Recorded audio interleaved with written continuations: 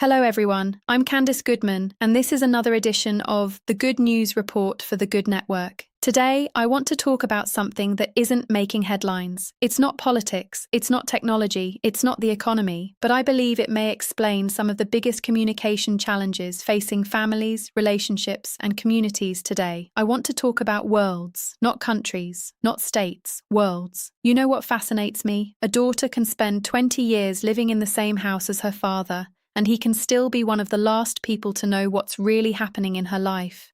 Think about that. The man who taught her how to ride a bike, the man who walked her into school, the man who would sacrifice everything for her, can sometimes know less about her fears, heartbreaks, insecurities, relationships, and struggles than a friend she met 6 months ago. How is that possible? Better question. Why do we act like that's normal?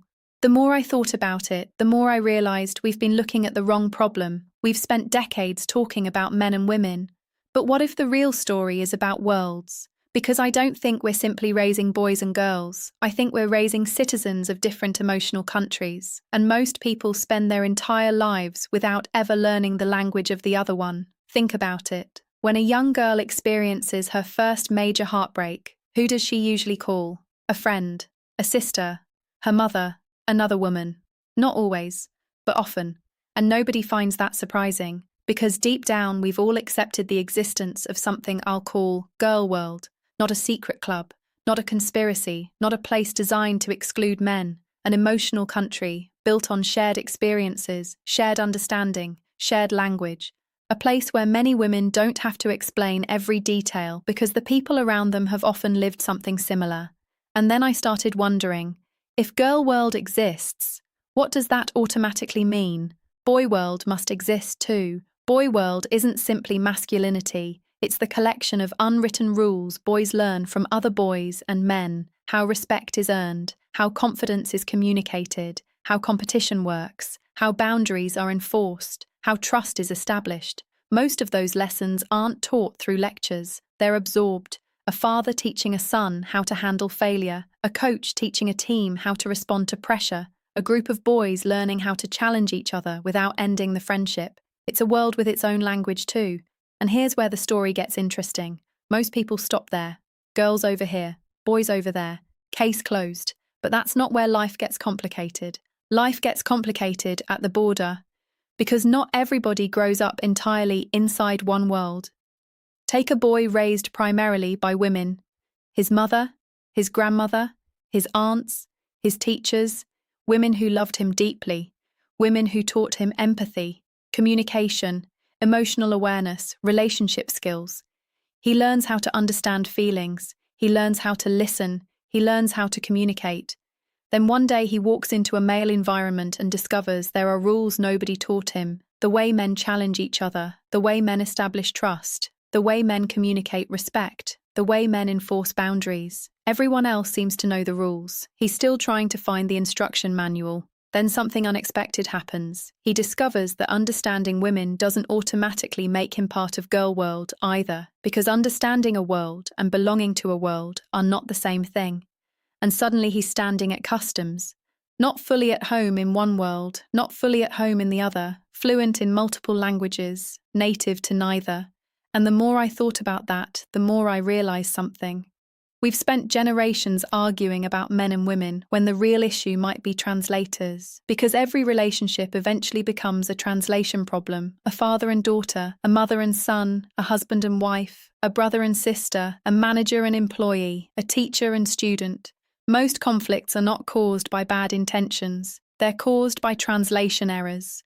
One person says one thing, another person hears something completely different.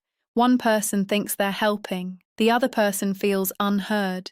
One person thinks they're protecting someone, the other person feels shut out. Take fathers and daughters. Many fathers believe they aren't being told the truth because their daughters don't trust them. But what if that's not true? What if many daughters stay quiet because they love their fathers? They don't want him worried, they don't want him disappointed, they don't want him hurt. Think about how strange that is. The very emotion designed to bring people together can sometimes become the reason people stay silent. The same thing happens with sons. Many boys learn early that mum worries, so they hide things. Dad expects strength, So they hide things there too. And before you know it, everyone in the family is protecting everyone else. And nobody actually knows what's going on. That's not a love problem. That's a communication problem. That's a translation problem. And maybe that's why so many people feel lonely, despite being surrounded by people who love them. Because being loved and being understood are not always the same thing. That realization changed everything for me, because it led me to one question. If someone you love experienced the hardest day of their life today, would you be the first phone call? Not because you're the parent, not because you're the spouse, not because you've earned the title. Would you be the first phone call because you are the safest place for the truth? That's the real measurement.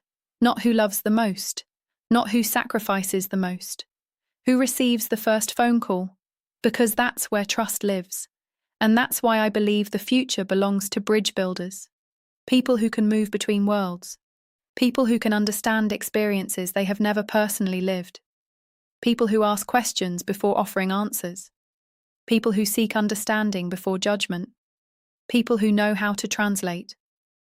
Because the next great human skill won't be technology, it won't be artificial intelligence, it won't be information. The next great human skill will be interpretation. The ability to enter another person's world without demanding they leave it. The ability to say, I may never fully understand what it's like to be you, but I'm willing to learn. Maybe that's the real goal of parenting, not raising daughters, not raising sons, raising people who know how to build bridges. Because every meaningful relationship is the same thing. Two people standing in different worlds, trying to find a way to meet in the middle. I'm Candace Goodman for the Good Network, and today you just got the goods from the goods.